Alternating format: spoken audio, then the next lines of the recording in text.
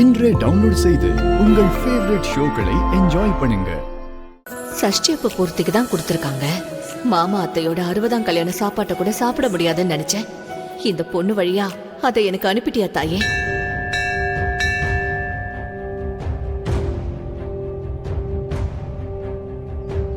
என்னாச்சுமா?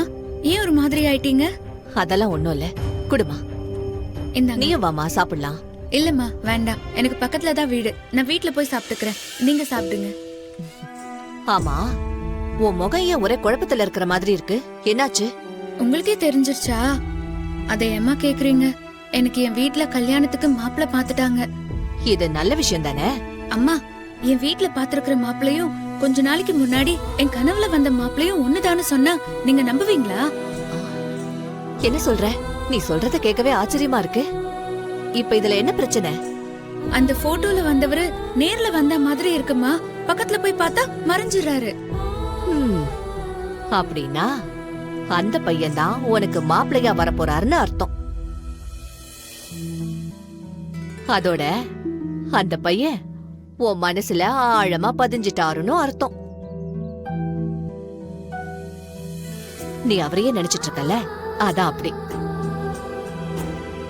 நீ நினைக்கிற நினைப்புக்கு இந்நேரம் அவருக்கு விக்கல் மேல விக்கலா வந்திருக்கும். ஐயோ பாவம். அப்ப வேண்டாம் வேண்டாம், நான் நினைக்கல.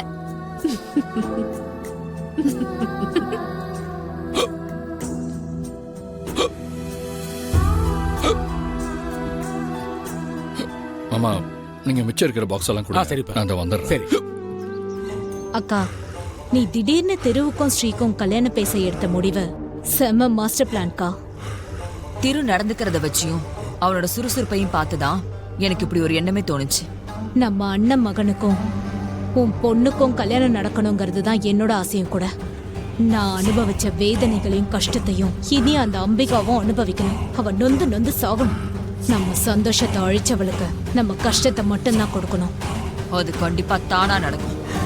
ஆனா இந்த கல்யாணத்துக்கு அந்த அம்பிகா சம்மதிப்பாளா இல்லையான்னு தெரியலையே. அந்த கவலை உனக்கு வேணாக்கா. அவளுக்கும் இதுக்கும் சம்பந்தமே இல்ல. அம்மா வாக்கு கொடுத்துட்டாங்க. மா, உனக்கு சாப்பாடு எடுத்துட்டு வந்தேன், இந்தா சாப்பிடு. ஒரு தேவதை சாப்பாடு கொண்டு வந்து கொடுத்து சாப்பிட வச்சுட்டும் போயிடுச்சு. என்னமா சொல்ற? யாரு? அன்னைக்கு இந்த கோவில்ல என் உயிரை காப்பாத்தினால அந்த தேவதை தான் திரும்ப வந்தா. ஆமா, அவ போயிட்டாளா? ஆமாண்டா, அவளுக்கு ஏதோ வீட்ல காத்துக்கிட்டு இருக்காங்களாம், அதான் சீக்கிரம் போயிட்டா. மிஸ் பண்ணிட்டோமே. ஏன்பா, சஷ்டி பூர்த்தி எல்லாம் நல்லபடியா நடந்துச்சா? உன்னதாமா மிஸ் பண்ண. அத விடுப்பா. ஆமா, அத்தை மாமா எல்லாம் கிளம்பிட்டாங்களா? சரிம்மா, வா போலாம். சார், நல்லூர் அம்மன் கோயிலுக்கு போற வழி இதானே? ஆமா, இப்படிதான் போகணும். நீங்க ஊருக்கு புதுசா? ஆமா சார், சென்னையில இருந்து வரேன். நீங்க இப்படியே நேரா போய் அந்த ரைட் எடுக்கணும். ரொம்ப தேங்க்ஸ் சார். இவரு கோயில் போறதுக்காக என்கிட்ட வழி கேட்டாரு. சித்தப்பா, மாப்பிள்ளையோட போட்டோவை பார்த்தோன்னே லட்சுமிக்கு வெக்கத்தை பாரு.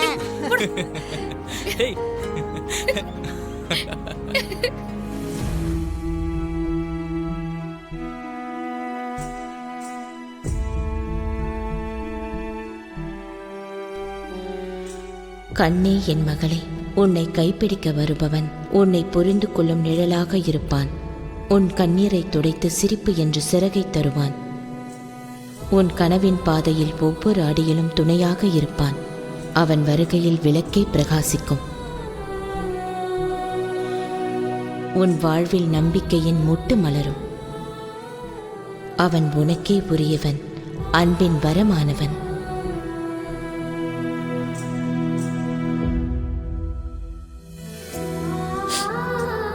அம்மா, நீயே எனக்கு இந்த மாப்பிள்ளைய பார்த்த மாதிரி இருக்குமா?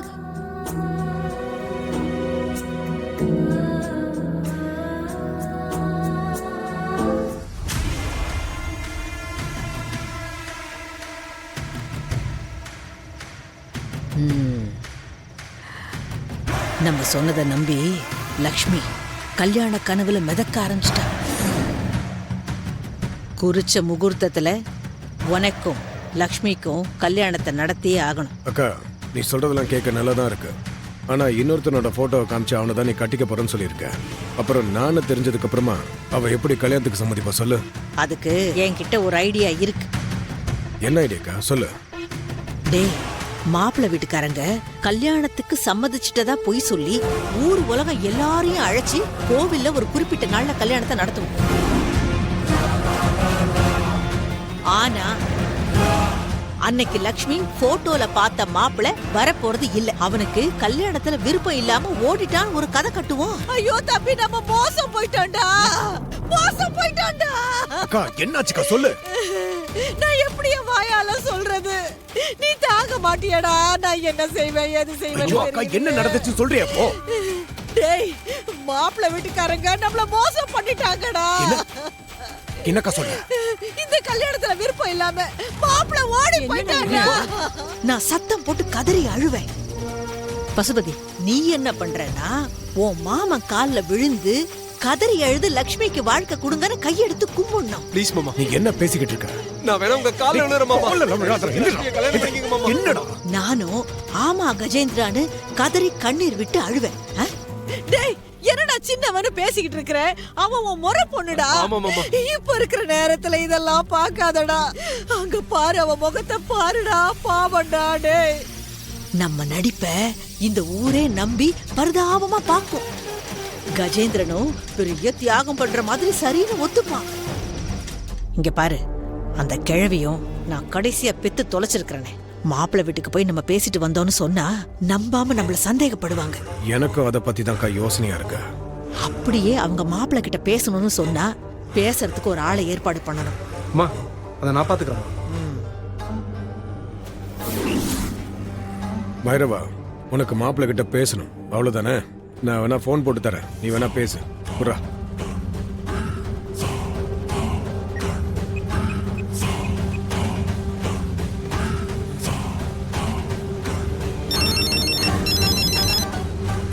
ஏய், அமைதியாரு.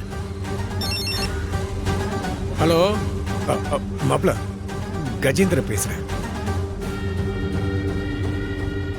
என் அக்காவோட 2வது மகன் உங்ககிட்ட பேசணும் ஆசைப்படுறான். அப்படியா? கொடுங்க, பேசிடுவோம். இந்தா.